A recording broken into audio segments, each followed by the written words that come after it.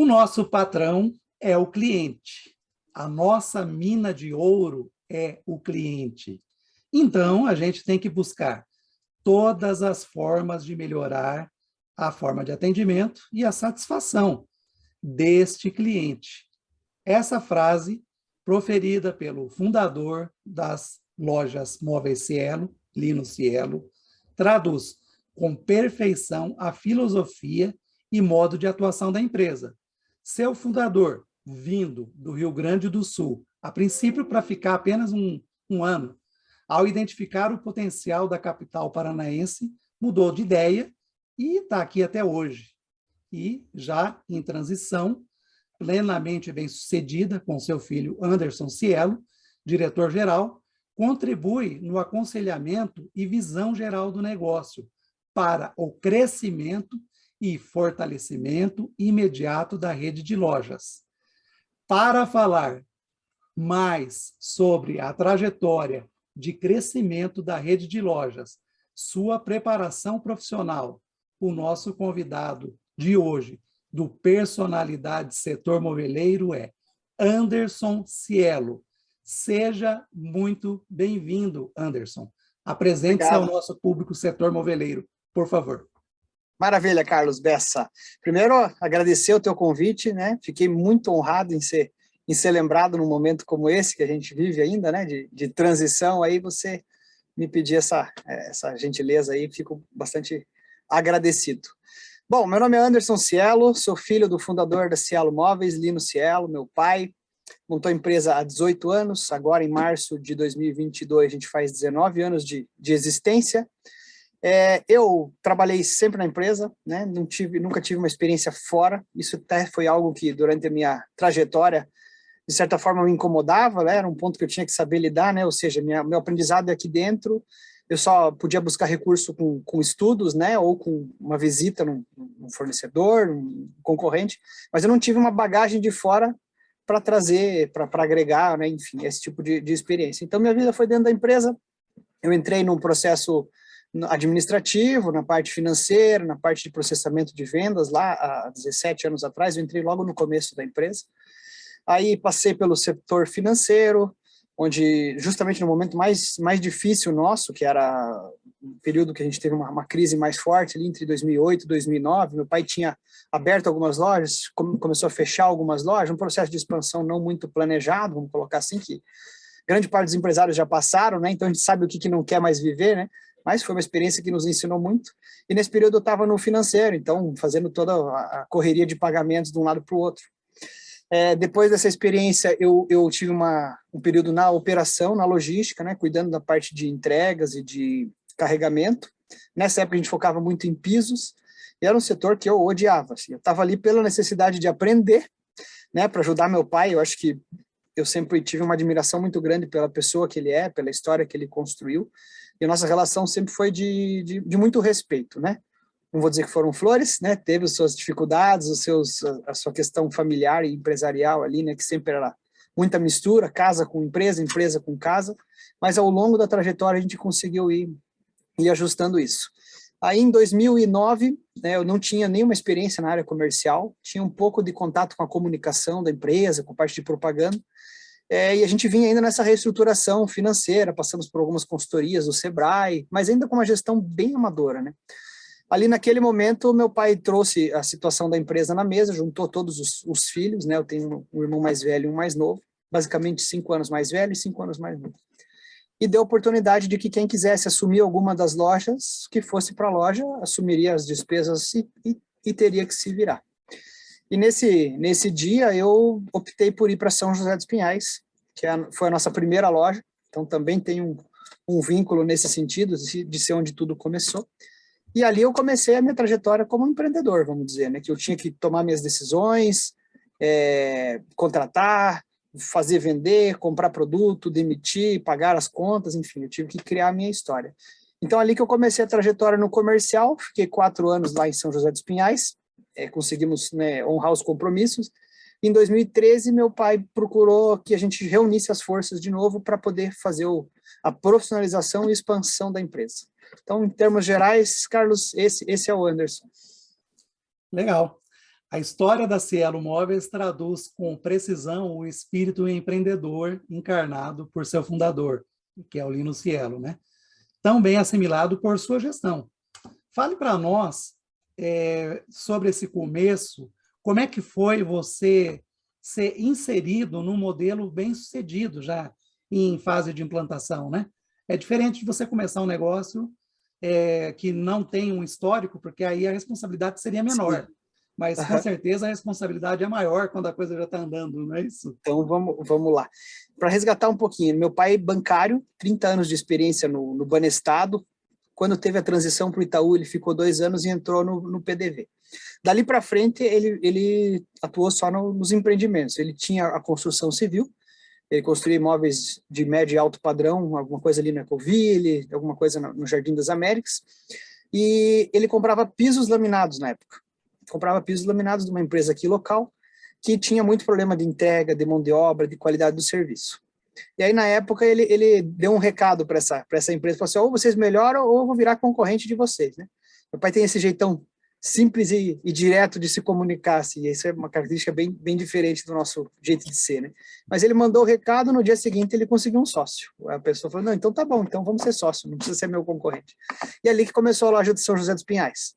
Bom, por questão de cultura e de valores diferentes, essa sociedade durou pouco tempo, durou cerca de 8 meses. Meu pai fez a aquisição da parte do outro sócio, e ali começou a Cielo Pisos e Colchões na época, né? Nosso foco era piso e colchão. E a gente foi entrar em estofados perto de 2005, 2006, ou seja, com 3 anos de empresa, que foi com a aquisição da Sofasul, uma empresa de móveis aqui de Curitiba, que tinha 2 lojas, uma na Avenida Água Verde e uma nas Torres, uma cultura bem familiar também, era pai e filho, né? E até o pai virou representante, depois por um tempo, da linha da Erval, aqui de Curitiba, e ali que a gente entrou no setor moveleiro, né? Na linha de imóveis. Passou alguns anos, meu pai percebeu que o mercado de pisos vinha em decadência pela informalidade, pela entrada dos pisos chineses a preço muito baixo, e resolveu focar em móveis e tirar do mix a linha de pisos, né? Então isso foi até uma decisão estratégica muito pesada, muito difícil, mas é um daqueles momentos decisivos para o futuro da empresa, né? Alguém tem que tomar essa decisão, assumir a responsabilidade, e na época muito questionado, né, pela equipe comercial, nossa, mas o que a gente vai vender? A gente vive do piso. Eu falei, calma, daqui a pouco o cliente vai vir buscar móvel. Aí entrou com uma estratégia forte de mídia, né, investindo um dinheiro que ainda não sobrava, vamos dizer assim, investindo na frente, né? E conseguiu começar a criar essa reputação ali a partir de 2006, focando em imóveis. Então a gente tem aí quase 19 anos de história, mas de imóveis a trajetória é um pouquinho menor. Voltando no momento mais presente, né, quando eu fui para São José ali, que eu realmente entrei, a nossa empresa precisava ainda ser construída internamente, né? Ela tinha uma presença de mercado, tinha volume de lojas, mas não tinha um processo, não tinha um sistema, não tinha uma gestão, assim. Então, esse é mais parte do trabalho que eu vim desenvolvendo desde que a gente começou a juntar as lojas em 2013, né? Meu pai era muito de tomar decisão de centralizar, de ter uma gestão mais paternalista, vamos dizer assim, e a minha visão foi de buscar profissionalizar. Então, eu trouxe um financeiro do mercado, eu trouxe um gestor de logística do mercado, a gente começou a trazer um RH, uma consultoria de RH para fazer a contratação. Então, foi uma transição de cultura, assim, que a gente veio caminhando. E o meu desafio é manter os principais valores da empresa, mas também desenvolver o negócio, né? Atualizar a empresa, estar competitiva para esse mundo que a gente está vivendo. E nesse período que você descreveu, houveram mudanças expressivas, significativas no varejo, tanto nos hábitos de consumo, como até mesmo na performance das lojas, das redes de varejo, né? Algumas, inclusive, já deixaram de existir. Então, muito provavelmente, esse novo modelo, esse novo formato, somado à sua liderança e à sobriedade do aconselhamento do Lino Cielo, foram fundamentais para determinar que a Cielo não apenas permanecesse, como crescesse nesse período, como é visto, né? Todo mundo consegue enxergar o crescimento. Acho que uma das principais ações ali também, a gente sempre foi rápido para tomar a decisão, e quando tomar a decisão a gente seguia, né? Então, o que eu quero dizer, em 2013, que eu juntei com meu pai, a gente teve a oportunidade de fazer uma ampliação de loja lá no Tarumã, E eu vim vendendo a ideia de imóveis planejados. Falei, não, pai, nós temos que entrar no segmento, porque a gente está vendendo sofá, o móvel planejado vem antes. Aquele plano que, na teoria, é perfeito. Né? Você fala assim, é simples, eu vendo planejado, eu vendo sofá, eu vendo colchão, eu vendo a casa toda. Isso é... né? E o empresário tem muito disso, né? Às vezes o plano é perfeito na cabeça e na hora de executar que você vai lidar com as dificuldades. Né? E a gente ficou 1 ano com a loja de planejados, foi o suficiente para a gente olhar que aquele não era nossa cultura, o nosso jeito de fazer, como eu falei do imediatismo, né? A cultura do planejado é uma cultura de longo prazo, né? E a gente tem uma cultura da dinâmica, da velocidade na decisão. Então, com 1 ano de loja, a gente decidiu transformar ela numa loja de quartos e colchões, a gente chamou Loja dos Sonhos. Então, a gente já mudou, já categorizou ela como um mix de colchões próprio, lá que a gente veio desenvolver, e a parte de roupeiros e modulados. Então, foi também uma decisão importante para preservar a empresa, para poder crescer. E nesse mesmo ano, de 2014, que a gente realmente começou a investir na ambientação das lojas, né? Na parte interna ali de layout, na composição dos produtos, na decoração, né? Até então, era uma loja muito, assim, uma exposição mais simples, né? Vamos dizer. A partir dali que a gente começou a trabalhar nessa questão de ambientação. Você sabe que administrar é a arte de tomar decisões. Isso é o que define uma empresa bem-sucedida e uma nem tanto. Agora, me diga uma coisa, quantas são as lojas atualmente? Legal. Hoje estamos com 5 lojas. Então, a primeira que a gente abriu permanece, que é São José dos Pinhais. Depois a gente teve lojas que abriu e fechou, né, ao longo do período lá, né, que eu te falei. Água Verde, Centro, André de Barros, Xaxim, lojas pequenas normalmente.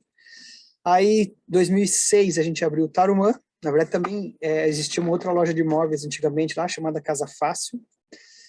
Depois disso, a gente ficou nesse período de reorganização interna, e quando a gente se juntou em 2013, foi em 2016 que a gente abriu a loja da Linha Verde, uma loja com 2.500 metros, mais 1.500 de CD, a gente centralizou a operação ali, e foi a loja que deu visibilidade para a empresa, porque como é um prédio muito grande, bem localizado, com uma vitrine bastante vantajosa, foi o que posicionou a empresa no mercado de forma mais sólida, né?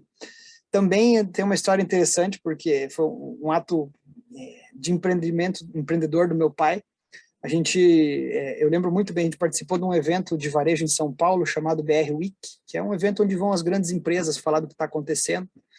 E eu, na minha inocência ainda, vamos dizer, né, tinha 31 na época, saí de lá do evento com meu pai, estava no táxi ainda, voltando para o hotel, falei, olha, sabe qual a diferença nossa para esses caras grandes que estão lá? Porque falou a TNG, C&A, Renner, esse tipo de varejo.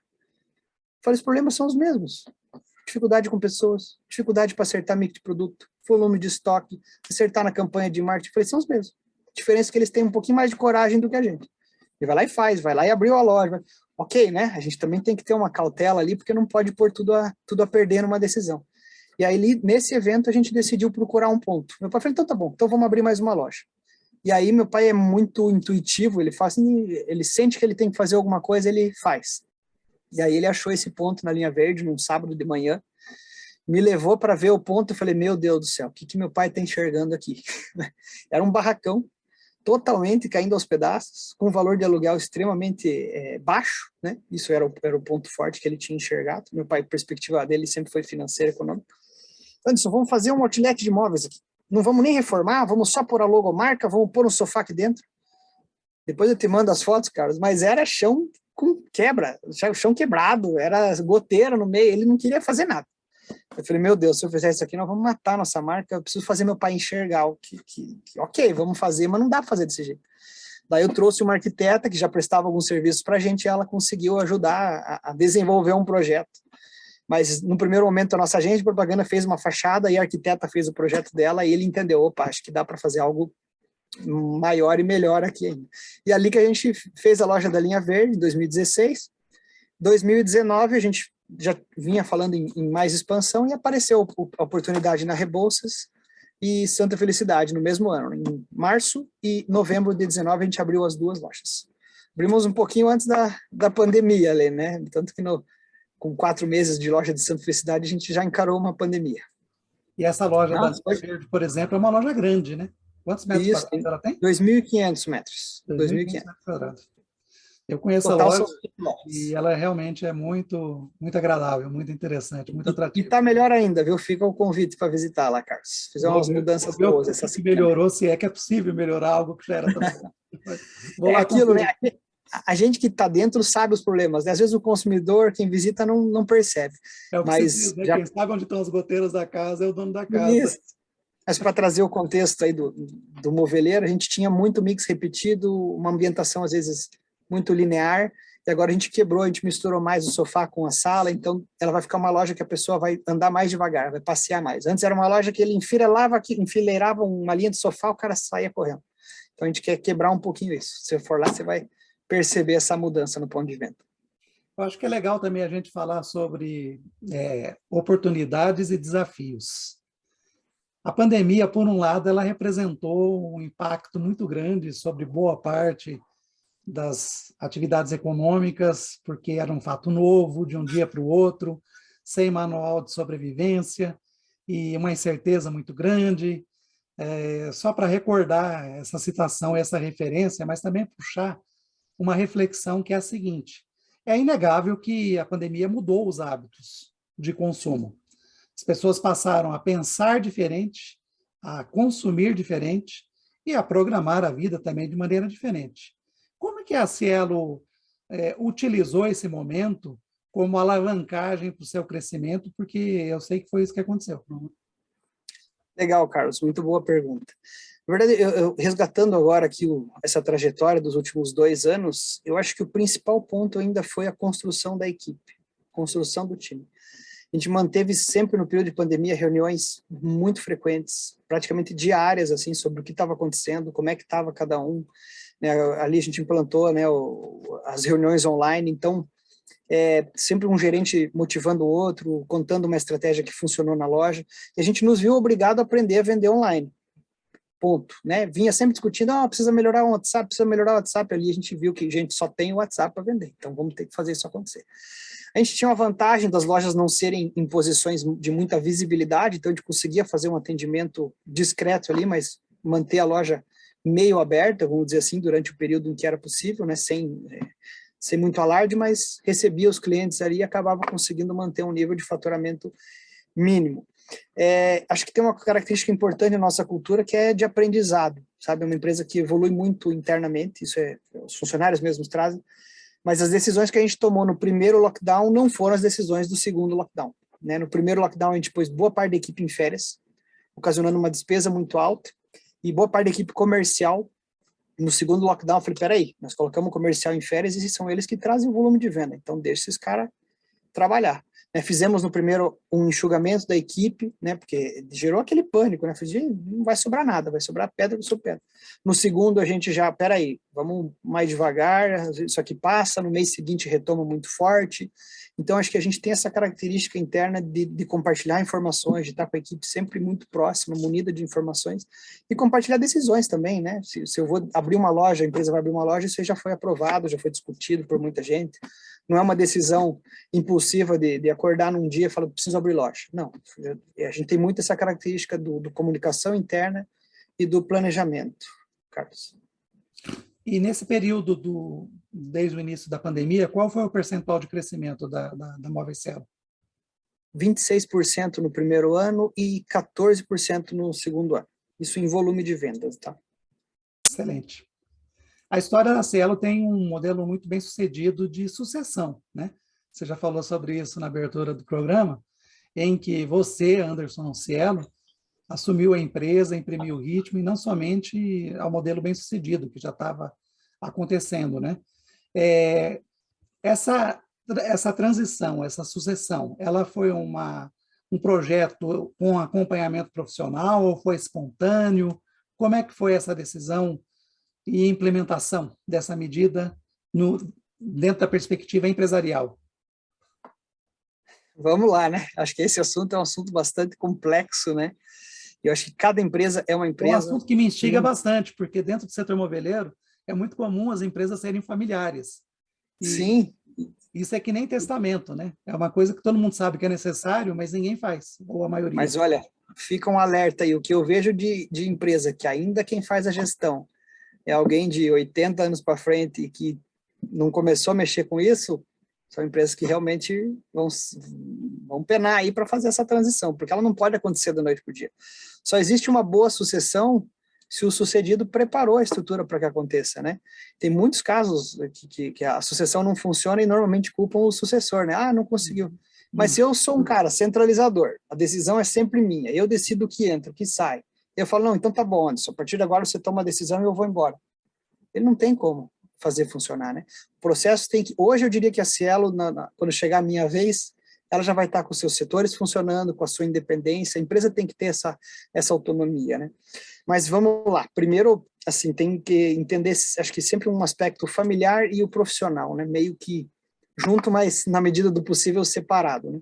A gente veio desde 2013 com muitas consultorias dentro da empresa, teve até terapeuta dentro, teve consultoria de RH, enfim. E o que ficava mais claro era que precisava definir com clareza um organograma e responsabilidades. E ali a gente já começou a ver que os dois irmãos meus não tinham adesão com as áreas, não queriam se desenvolver nas áreas, não gostavam de fato de estar ali.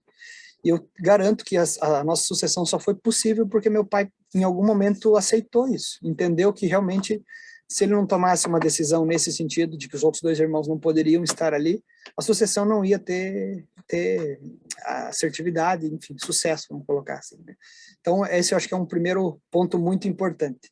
Segundo ponto que eu destacaria, eu sempre tive um respeito e uma admiração pelo meu pai, né? Porque eu acho que a gente, no ciclo da evolução do ser humano, a gente tem a fase de admirar muito, daí a gente tem a fase de falar assim, peraí, eu quero fazer do meu jeito, eu quero me descolar um pouquinho, eu posso ser, que foi a minha fase em São José. Eu mostrei o meu valor ali, eu consegui fazer as coisas acontecerem, consegui ajudar a pagar as dívidas, e aí ele viu o valor em mim, falou, não, acho que o Anderson realmente quer, ele está se preparando para isso. E terceiro ponto que eu destacaria, eu sempre, desde a minha primeira formação, em 2006, na faculdade, eu já olhava isso, eu já enxergava, eu já me via nesse papel. Eu já lia livros que falavam de sucessão familiar, eu já lia livro de terapia, como é que chamava lá? A Empresa Familiar no Divã, era o título do livro, escrito por uma psicanalista, Cat DeVries era o nome dela, e era um assunto que eu gostava tanto que qualquer coisa que eu lia fixava, né? Porque às vezes a gente lê um conteúdo que não é tão relevante e a gente não absorve, mas quando você lê algo que faz sentido e é o que você quer, vai acontecer. Então, um ponto que tem que ser sempre considerado é se a pessoa realmente quer aquilo, o quanto ela quer aquilo. Porque não pode ser algo para fazer mais ou menos, né? Daí é melhor vender a empresa, passar para o mercado, colocar o dinheiro em aplicação lá e viver da renda. Meu pai podia ter feito isso, né? Mas ele confiou em mim um legado aí construído com muito suor, com muito, né, envolvimento pessoal, e eu acho que o mínimo que eu tenho que fazer é tentar ser um pouquinho melhor, seguir, né, permanecer aquilo que foi de bom construído. Mas eu falo, eu não parti do zero, e eu tenho que ser grato a isso, né? Eu parti da metade do caminho, já estava trilhado, né? É muito mais fácil você organizar algo que já vem funcionando, já vem existindo, do que você começar uma caminhada literalmente do zero. Então, acho que aqui tá, hoje ele está no conselho, né? A gente discute uma situação de resultado, uma vez por mês eu apresento para ele, situação de ampliação de loja, alguma situação que envolva instituição financeira, mas operação, dia a dia, ali a parte de produtos, ele já não está mais desde os últimos 3 anos aqui, né? Quais são os Aí, desafios do presente e do futuro do varejo de imóveis? o varejo de imóveis no geral, você diz, ou mais da Cielo, assim? Mais da Cielo dentro do contexto do varejo de imóveis, imaginando que você reflete e repercute uma sociedade em transformação, seja por Legal. hábitos de comportamento, seja por poder aquisitivo, seja por cenário econômico, né, político. Boa. Então, assim, o que eu vejo no primeiro momento é cada vez mais conhecer com profundidade o nosso consumidor. Ter clareza de quem é o público que realmente a gente quer atender e aquele público que deixou de ser parte do nosso foco, né? Porque a gente às vezes tem uma ânsia de querer vender para todo mundo, quer dizer sim para todo mundo, e ao longo da trajetória você precisa escolher um posicionamento claro, compreender esse público ao máximo para poder satisfazer as suas necessidades de forma cada vez mais assertiva, com mais perfeição. Acho que esse é um ponto de constante aprendizado, é algo que a gente está investindo energia nesse momento. Outro ponto que eu acho que é um grande desafio, não só do varejo de imóveis, mas do varejo em geral, é o uso da tecnologia, né? Porque a tecnologia funciona. né? Mas a pessoa é que faz a tecnologia funcionar, né? O sistema em si está ali, mas se a pessoa não fizer a operação, não conseguir ter a adesão com aquilo, quantos sistemas morrem na casca, né? Porque não conseguiu ter adesão ao jeito da empresa, à cultura da empresa. E também, acho que dentro desse cenário tecnológico, isso é algo que eu tenho discutido muito, é bastante complicado saber em que momento colocar quanto de dinheiro em determinada tecnologia. Porque o avanço é tão rápido que o QR Code já está ficando coisa do passado, que o RFID já não está sendo mais usado, agora a NRF lá falou em câmeras que daí acompanham a saída do produto, já sabe qual produto que é, então não precisa de chip mais. Cara, então em qual que você vai pôr dinheiro? Se a mudança é tão rápida, né? A gente hoje tem uma TI interna, temos 2 profissionais dedicados ao desenvolvimento do nosso sistema para resolver particularidades nossas, mas eu vivo esse dilema, né? Às vezes desenvolver interno é bom porque é específico, mas é lento porque eu tenho todo o tempo do desenvolvimento e o custo do desenvolvimento. Então, acho que o dilema tecnológico aqui realmente é um dos mais complexos, né? Porque prédio para alugar tem, você paga, você aluga, você não quer ficar, você devolve, produto você compra, você erra, você liquida, pessoa você contrata, você treina, você tenta reter ou você libera. Agora, a tecnologia, se você investir de forma errada, o impacto é muito grande. Por falar em tecnologia, qual que é a visão da Cielo sobre o e-commerce? Olha, pergunta capciosa, Carlos.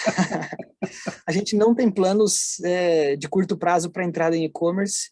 A gente aposta ainda na experiência do consumidor de querer tocar, de querer escolher um produto, de querer passear na loja, de querer ter uma experiência mais prazerosa, mais lúdica de compra, né? Então, não vemos que o e-commerce vai conseguir entregar isso. O e-commerce vai entregar uma compra mais fria, mais racional, de um produto não padronizado, padronizado, né? Não personalizado. A gente está indo na contramão nesse sentido. Assim, a gente está buscando elevar um pouquinho mais o mix, personalizar cada vez mais a loja para que a loja seja um ponto de contato com o produto e que a gente não precise depender do e-commerce nos próximos anos. Não estou dizendo que nunca estaremos lá, mas para 2022 não está no plano. Você falou da importância do relacional. Eu, Carlos Bessa, eu tive uma experiência com a Cielo como cliente e avaliei que o atendimento e conhecimento do produto foi muito bom, excelente. Você já Legal. falou das consultorias de RH, essas coisas mais genéricas, né?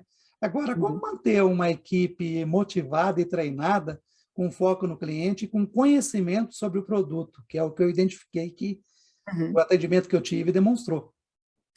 Olha, Carlos, esse é um desafio dos maiores, acho que, da gestão do dia a dia, né? Tudo começa, a meu ver, com a gestão, né? Você tem que ter um gestor alinhado com a cultura, engajado com os objetivos da empresa, com entregar o resultado. Nos últimos 2 anos, a gente investiu bastante em treinamentos específicos para a área comercial.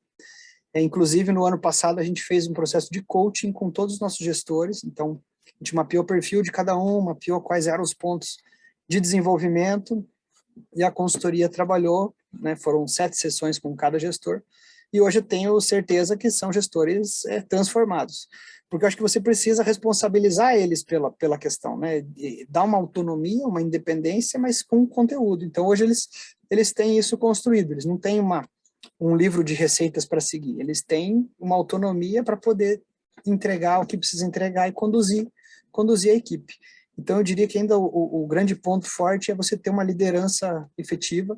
E também nisso, Carlos, a gente tomou a decisão de só ter gerente promovido internamente. Então, a gente hoje tem 5 gerentes, temos apenas o Carlos, que acho que te atendeu lá na linha verde, que tem 16 anos de empresa, né? Que tem toda a história nossa.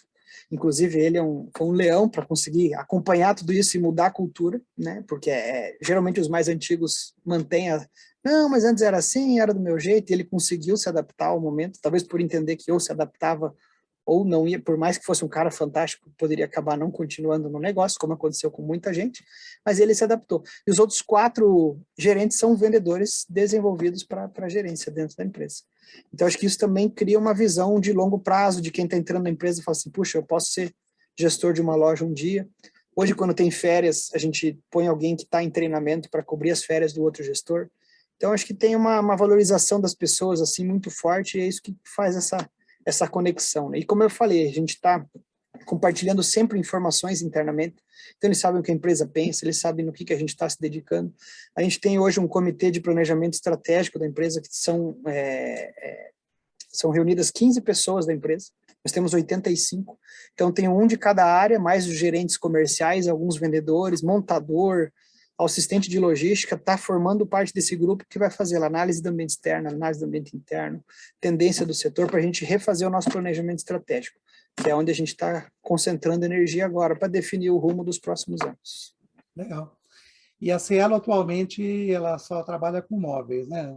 No sentido de que, por exemplo, não tem eletro no mix. Sim. Essa é a visão estratégica para o futuro? Continuar focada no mobiliário e artigos para o lar? Eu diria que sim. E vou te dizer por quê, né? Às vezes a gente vê lá uma quitanda que vende produtos naturais. Daí você entra lá, tem castanha, nozes, não sei o que lá. E você chega no caixa para pagar, o cara tem uma gôndola de doce. Aí você olha, mas não está vendendo produto natural? Por que o cara teve que pôr uma gôndola de doce no caixa? Não é tão especialista em produtos naturais, não, porque senão ele não colocaria uma bala, uma goma, não sei o que lá no caixa. Às vezes, óbvio, né, pela necessidade de vender, aquela euforia, pelo teste, a gente faz alguns experimentos, isso faz parte. Mas eu acho que tem que ter um cuidado muito grande com a questão do posicionamento da marca, o foco da empresa. Eu acredito muito que quando a empresa diversifica demais, a gestão fica mais complexa, e em momentos de crise é muito comum você ver a empresa escolher um negócio para fechar. Então ela começou a abrir, a coisa ficou ruim, peraí, o que não está dando certo? Fecha. E muitas empresas acabam voltando sempre na origem, né? Então o que a gente fazia antes? Era isso, então volta lá atrás e começa, vamos focar de novo naquilo. E por livros que eu já li, do Jim Collins, ele fala isso, é muito mais do tédio do empresário do que uma necessidade da empresa. O cara fica entediado, fala, puta, vamos vender sofá e colchão de novo. Não, vamos testar alguma coisa, o que tem de novidade, o que a gente pode trazer, o que o vizinho está fazendo, aí complica. Aí a estratégia que às vezes vinha bem desenhada acaba se perdendo, que é o caso do que a gente passou lá com o planejado, né? O mercado está vendendo, vamos testar também, peraí, volta atrás. Então, muito cuidado, eu acho que diversificação é um assunto tem que ser muito bem pensado e planejado. Quais são os planos de crescimento da Cielo? Os planos de crescimento estão sendo feitos, Carlos. Estamos justamente nesse momento de planejamento estratégico, né? A gente conseguiu ocupar uma posição satisfatória no mercado de Curitiba. Às vezes a gente pensa em ir para fora, às vezes a gente pensa em expandir internos, pensamos em lojas menores, né? Como a gente falou, temos lojas grandes, estamos avaliando um modelo menor aí de 800 metros quadrados como o suficiente para colocar nosso melhor mix. Então, um cuidado sempre com metro quadrado, com região de loja, mas a gente não tem hoje uma definição dos próximos pontos de expansão. A gente está focando em expansão de faturamento com as 5 lojas e, como eu falei, está passando por um processo de definir esse planejamento estratégico para os próximos anos. Como que é a relação da Cielo com os fornecedores? O que define a inclusão de um fornecedor no mix da loja?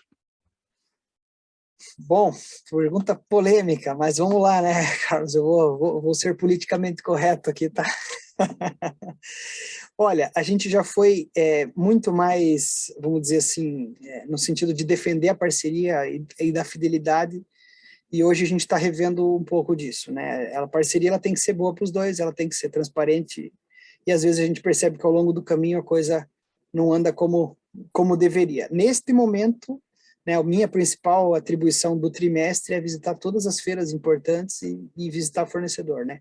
Minha primeira semana foi abrindo fornecedor em São Paulo, o mix já está na loja, já vendeu 5 sofás dessa fábrica nova, temos que oxigenar. Eu acho que assim, a gente tem que ter sempre uma transparência, Carlos. Se eu vou trabalhar com você e você fala assim, Anderson, precisa vender 10 sofás por mês para eu manter a exclusividade, eu vou me esforçar para 10.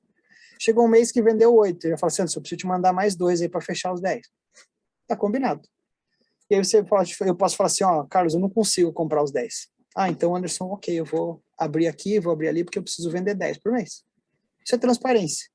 O que a gente precisa cada vez mais é isso, é confiança, é saber com quem você está lidando, é ter parceiros fortes. A gente tem um objetivo também de visitar as indústrias, né? A grande maioria dos parceiros eu conheço, os que eu não conheço esse ano a gente vai conhecer de perto. Mas, em termos gerais, eu diria que a gente está revendo um pouco o formato disso, né? A gente sempre foi muito próximo de ter a indústria, foi o representante dentro da empresa, representante em confraternizações da empresa, e isso é algo que eu falei, opa, peraí, acho que a gente tem que reavaliar isso, né? A gente tem que preservar um pouquinho mais o nosso negócio, o sigilo das informações, porque a gente sabe o quanto hoje a matéria-prima do setor é a informação, é a estratégia, é o que você está fazendo. E quer queira, quer não, a gente sabe que um dos papéis que o representante mais exerce é o de ser a Maria do mercado, aí, né? De levar a informação e trazer. Assim como ele traz de fora, ele leva tudo. Então, é o momento de revisar até esse ponto, Carlos, como atuar, né, com fornecedores e representantes. Falando em rever, revisar e reavaliar, você recentemente esteve na Expo Dubai. Qual foi o aprendizado que você trouxe dessa viagem para a sua Olha, vida Carlos, como pessoal e para amigo o teu, modelo eu de vou falar negócio que da Cielo? o principal aprendizado é saber que de vez em quando a gente precisa se desligar, viu? Acho que esse é o principal aprendizado. Primeiro, um lugar que eu sempre escutava muito falar, né? Via como inalcançável, assim, né? Imaginava que tinha valores estratosféricos. E quando me surgiu a oportunidade, o convite de amigos ali de Guarapuava, falei, nossa, mas achei que era tão caro e tal, enfim, um valor possível, 10 vezes para pagar, falei, vamos embora. Daí primeiro cheguei em casa, convidei a esposa, né, falei, convidaram a gente para ir para Dubai. Daí ela falou, eu não posso. Daí no dia seguinte eu apareci com a passagem. Falei, como assim você vai falar? Você falou que você não podia, né? Eu não falei isso. Você não E falou aí, que eu não né? podia, né? Exatamente, foi tudo período de pandemia, não foi fácil assim. Eu sabia que eu não ia convencer, então eu aprendi que é mais fácil pedir desculpa do que pedir permissão. E aí foi uma viagem assim para desligar um pouquinho, para refletir sobre a vida, para ter uma experiência de coisas novas, né? Lá você vê tudo perfeito, você vê uma coisa que eu trouxe como conceito, né? Eles não fazem nada mais ou menos lá. É o maior prédio do mundo, é a maior roda gigante, é a maior, tudo é o maior. E isso é uma premissa do Sheik lá que fez a cidade acontecer. Isso é algo que a gente tem que entender também. Puxa, será que a gente precisa economizar numa situação aqui ou vamos fazer algo para realmente posicionar a marca, para ser valorizado, para dar a visibilidade, né? E a questão toda do deserto lá é uma coisa fantástica, né? A temperatura é um desafio para todos lá. Você andar na rua você literalmente cozinha em céu aberto, né? Então, tudo é climatizado, tudo muito glamouroso, muito bem feito. Acho que teve isso, então, como ganho, Carlos. Primeiro, a necessidade de, às vezes, a gente parar e de conhecer o diferente, né? Conhecer que as coisas não precisam ser como sempre foram, podem ser um pouquinho melhor. Anderson, no Personalidade do Setor Moveleiro, a gente dá ênfase ao lado humano do gestor bem-sucedido, como é seu caso, porque nós entendemos que por trás de um CNPJ tem um CPF, né? E eu quero te fazer umas perguntas aí mais focadas no lado humano seu. Cita aí para a gente uma referência positiva para você de fora do setor moveleiro. Sem sombra de dúvida, é o Abílio Diniz. Num desses eventos que eu citei lá no BR Week ou no Latam Retail, que eu costumava ir quando eram os eventos lá em São Paulo, ele é muito claro a forma que ele falava sobre os pilares da vida dele, né? Ele sempre teve muito forte a parte de saúde, e isso é algo que eu aprendi, posso dizer, um pouco com ele, então passei a cuidar melhor de exercício físico e de alimentação e de nutrição também, né?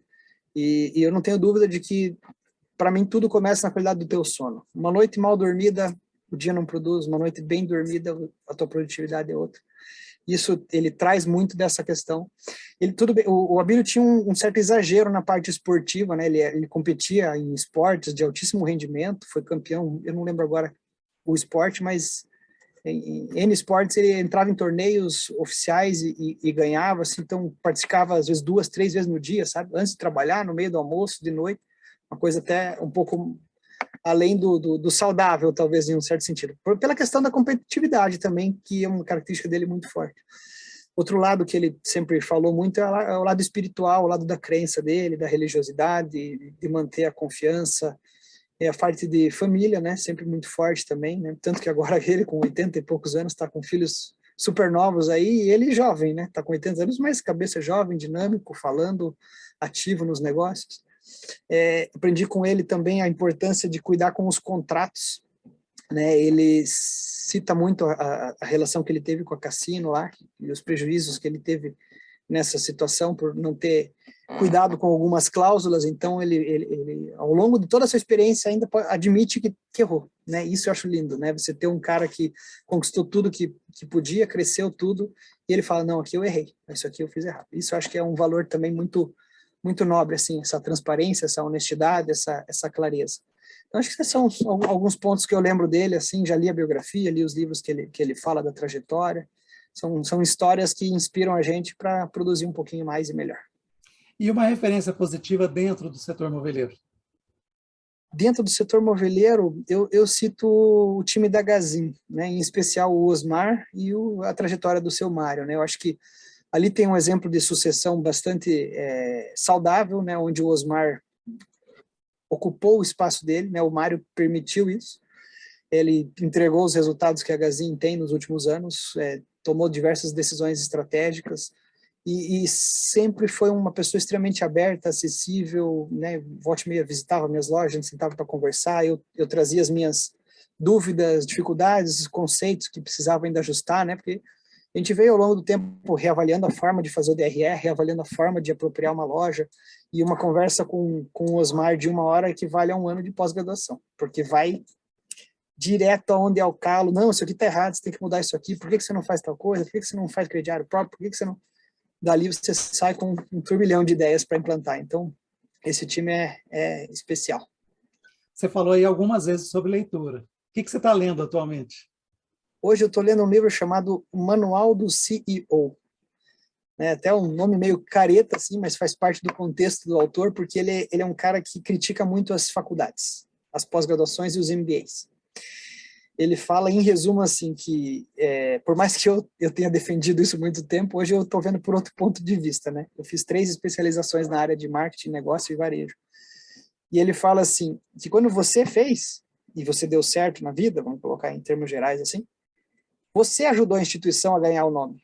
E não ela que te ajudou a ser esse cara que você é. Você já ia chegar lá. Você é bom, você fez porque você já tem a mentalidade para fazer a coisa acontecer. Então, ele é radicalmente contra esses formatos de formação, de escola, e aí ele fala, é óbvio, né, de caminhos de aprendizagem, de como fazer isso tudo acontecer. E é um livro que defende uma essência de negócios que ele fala, isso aqui são regras universais de negócios que vão dar certo sempre, né? Ele fala, se precisar, primeiro, entrar no mercado que tenha demanda. A demanda precisa existir. Depois, você tem que conseguir vender o teu produto, né? Terceiro, você tem que entregar acima do que o cliente esperou, para manter ele satisfeito e ele voltar. E quarto, tem que gerar resultado a ponto do acionista querer manter a operação. Ele falou, essa é uma fórmula simples aqui, né? Talvez eu tenha esquecido algum ponto, mas que tem que funcionar. Se você não entregar resultado, não vai manter aberto. Se o teu cliente, se não existir demanda, você não vai conseguir nem faturar. E se a operação não está entregando a satisfação, então são 4 pontos chaves que você tem que estar olhando o tempo todo para dentro do teu negócio. Então esse é o assunto que eu tenho me deliberado. Mas eu já fui mais assíduo em leitura. Esse ano eu dediquei um pouquinho mais à família, estou com 2 filhos pequenos, então a leitura está em 3º ou 4º plano aqui para mim. E qual que é o seu hobby preferido? É a música. Hoje eu tenho uma coleção de guitarras aqui, onde eu tenho um estúdio, né, onde eu estou gravando aqui, então não me incomodam aqui, ninguém me escuta fora, eu venho aqui às vezes quando eu estou, sei lá, bater um incômodo, uma dúvida, eu estou meio sem saber para onde ir, eu me fecho aqui dentro, anoto tudo que eu tenho para fazer, limpo a cabeça e aqui é onde eu carrego as minhas energias aí para manter o meu foco, né? E a gente precisa ter as válvulas, né? A gente precisa ter as válvulas para tirar esse estresse do dia a dia. Isso aí é vida, né? A gente precisa ter... O equilíbrio perfeito não existe. Sempre tem uma área da vida que vai ficar para trás, né? Eu odeio esse mito do equilíbrio. Não tem. Hoje eu tô com um pouco relacionamento com os amigos. Mas que jeito que eu vou sair e abraçar meus amigos, né?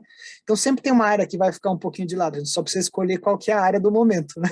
A minha esse ano foi a leitura, foi um pouquinho dos amigos, estava bastante com a família, com o hobby, com o trabalho, com a saúde. Talvez daqui para frente eu tenha que diminuir um pouquinho o exercício, cuidar um pouquinho dos amigos e ao longo do tempo ir se adequando. Um filme preferido? Sem dúvida é o Matrix. Até o 3º, né? Porque esse último é um grande fiasco, né? Nitidamente fizeram um filme para arrecadar bilheteria e estragar com o que tinha sido feito até então, mas eu gosto muito do conceito dele, acho que tem muito a ver com o que a gente vive.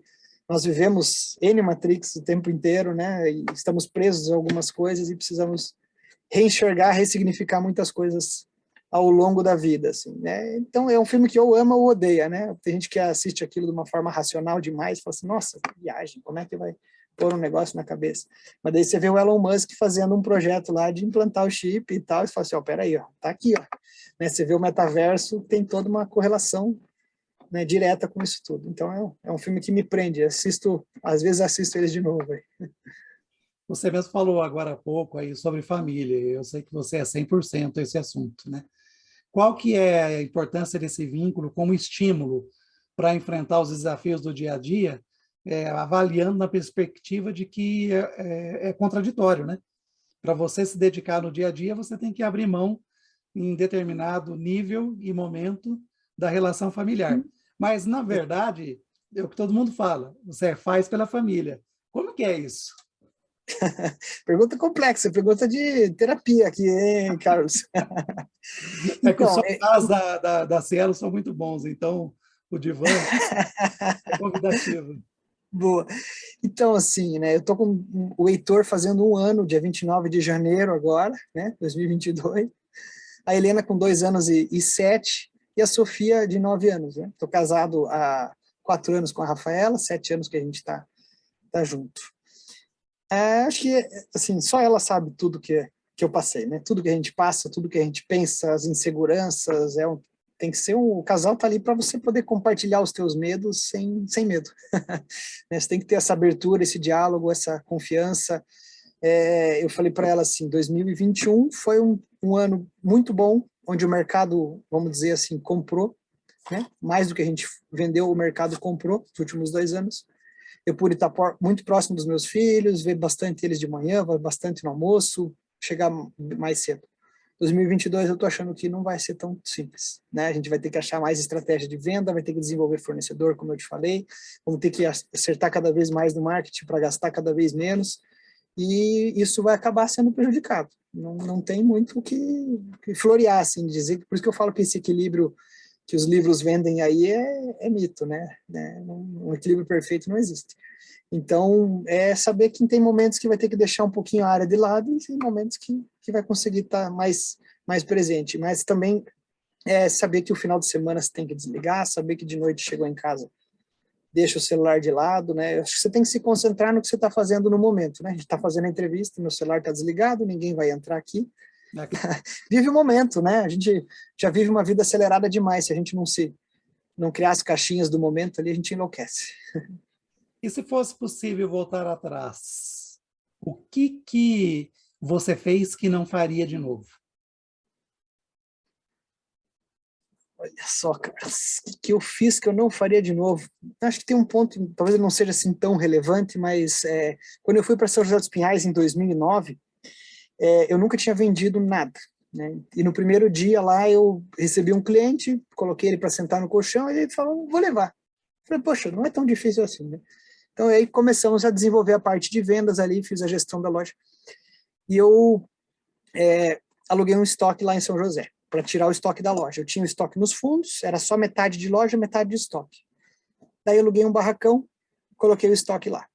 Começou a ficar pequeno o estoque, porque eu transformei o resto em loja. E aí abri a linha de sofá que eu não tinha antes. Antes o foco lá era só colchão. Aí o estoque encheu, ficou pequeno de novo, aluguei mais um depósito. Aí passou um tempo, eu tinha 3 depósitos em São José, espalhados, cada um numa região. E zero de controle. Zero. Assim, controle era assim, eu lembro que eu comprei, vamos vender, depois corre lá, carrega e vai. Então, acho que é algo que eu pequei muito nesse período é não ter organizado a parte de controles da empresa. Não que eu tenha tido problemas assim de roubar e tal, não, porque era um fretista, era o mesmo fretista, a gente tinha um acompanhamento, um cara muito, muito próximo. Pode ter acontecido também, mas enfim, não é o ponto. O ponto é que eu deixei isso muito solto. Assim. Então, acho que é algo que eu deveria ter feito diferente, controlado melhor o estoque, talvez colocado uma pessoa específica, mas foram aprendizados, né? Ainda bem que em 2013 a gente juntou de novo, descentralizou essa operação de estoque na mão de outra pessoa, né? Mas é só você voltar na história que você vai ver que eu falei que não gostei dessa área né, operacional. Isso é algo que também a gente tem que saber lidar enquanto empreendedor, que se tem assuntos que você não gosta e você não é bom, tem que delegar, né? Tem que pôr alguém que saiba fazer. Não adianta eu querer fazer tudo, eu querer criar controle de algo que para mim não faz sentido ou que eu não saiba mesmo fazer. Então, acho que isso é algo que eu que eu deveria ter feito diferente ali na minha formação, teria me economizado trajetória depois, porque eu vinha resolver isso agora com 5 lojas, vamos dizer, né? E aí o trabalho ficou muito mais pesado. E algo que você não fez e que você faria? Eu não fiz o que eu faria. Num certo sentido, eu diria assim que a gente deveria ter profissionalizado a empresa antes, sabe? A gente poderia ter começado a criar esse caminho mais cedo, né? A empresa só conseguiu se deslanchar quando realmente enxergou esse caminho para tomada de decisão, principalmente no sentido de pessoas, né? De quem trazer, de onde colocar, de quem qualificar. Eu acho que esse é um ponto. E também dá para dizer que dentro dessa linha poderia ter aberto lojas mais cedo, criado coragem lá, como eu te falei. Eu juntei com meu pai em 2013 e em 2016 só que a gente abriu a primeira loja, né, da linha verde ali, né, a próxima loja, né? Então acho que tem um tempo aí que a nossa missão enquanto empreendedor é reduzir o tempo para tomada de decisões assertivas, né? Tomar qualquer decisão é uma coisa, mas acertar, então, acelerar um pouquinho essas tomadas de decisões, diria. No Personalidade Setor Moveleiro de hoje, nós estamos conversando com Anderson Cielo, diretor das lojas móveis Cielo. E, Anderson, nós estamos chegando no final do nosso programa e eu quero, então, deixar um espaço aberto para você agora fazer as suas considerações finais. Falar alguma coisa que eu não perguntei ou complementar alguma coisa que eu não deixei. Fique à vontade, por favor. Tá bom. Poxa vida. Primeiro dizer assim que para mim, enquanto empresário, é muito importante participar do grupo Setor Moveleiro. Depois você corta essa parte, tá, Carlos? Mas eu falei para o meu gestor, falei, olha, eu estaria disposto até a pagar uma mensalidade. Não deixa o Carlos saber disso. Tô brincando, mas tô falando sério, assim, de tamanha riqueza que tem dentro do grupo, no sentido de compartilhamento de informações, o drop semanal ali feito pelo Laércio, né? E aí a gente, até no certo sentido, a gente incentivar um pouquinho mais isso, essa troca, esse compartilhamento, essas ideias, né? Acho que até poderia ter outros comitês ali de discussão, de falar de produto, de falar de desenvolvimento, né? Ainda a gente vê que a informação é muito retida, né? Como se tivesse uma reserva de mercado, assim. né? E aí eu, por exemplo, trago a experiência da Gazin, que eu já fui lá dentro, sentei para conversar com o financeiro, com o jurídico, perguntei, como é que vocês fizeram o contrato de sucessão? Ah, não, senhor, me dá teu e-mail aí, já te mando. Tá lá um documento, enfim, não é isso que vai fazer a empresa ser a empresa, né? É a cultura que não se copia. A cultura é algo intangível, né? E o segredo de qualquer gestão está na cultura, na forma que o dia a dia acontece, né? E isso a gente não consegue chegar lá e olhar a cultura da Gazin. Primeiro, vamos lá, né? A cultura da Gazin é uma cultura mais simples e direta. Um fala na cara do outro e tá tudo bem, ninguém fica magoado. Na minha empresa não é assim. A cultura da minha empresa é mais reservada, tem mais cautela, cuida para não... Isso é intangível, é cultura e você não copia um modelo do outro. Se eu chegar hoje na minha empresa e falar um palavrão, eu falo assim, nossa, aconteceu alguma coisa muito séria com o Anderson para ele ter chegado numa reunião e falado um palavrão. Lá na outra cultura ali, isso é muito mais comum e está tudo bem e segue a vida. Então, são assuntos que são inerentes a cada negócio. Eu acho que, como eu falei ali no setor imobiliário, a gente pode buscar incentivar isso um pouquinho mais, compartilhar informação, entender melhor o perfil de cliente, porque esses são os fatores que vão ajudar a gente a sobreviver no mercado. Legal. Muito obrigado pela sua participação no nosso programa de hoje. E quero também agradecer você, o que nos honra com a sua audiência, e convidar que assista os nossos outros programas antes e os próximos que virão. E muito obrigado, então. Até o nosso próximo programa. Eu que agradeço mais uma vez, Carlos, o teu convite aí. Fiquei muito feliz, foi gostoso revisar essa trajetória, né? Às vezes a gente não para refletir as coisas que passou, surgem muitos pensamentos espontâneos aqui. E para que precisarem, estou à disposição. Um grande abraço. Grande abraço para todos.